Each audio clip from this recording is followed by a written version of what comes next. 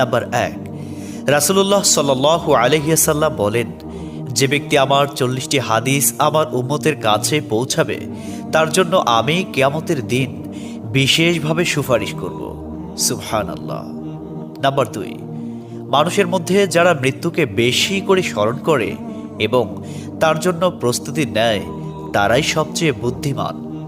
Number 3, প্রত্যেক জিনিসের জাকাত আছে, আর দেহের জাকাত হচ্ছে রোজা। নাম্বার 4, যে তার সময় আল্লাহর জন্য ব্যয় করে না তার জন্য জীবন অপেক্ষা মৃত্যু শ্রেয়। নাম্বার 5, যারা সব সময় ইস্তিগফার তথা ক্ষমা প্রার্থনা করে তাদের সাথে উঠা বসা করুন, কেননা তাদের হৃদয় সবচেয়ে কোমল হয়। নাম্বার 6, তুমি যত সিজদা দিবে আল্লাহ তত গুণা তোমার মাফ করে দিবেন। সুবহানাল্লাহ। নাম্বার 7, সূরা ফাতিহা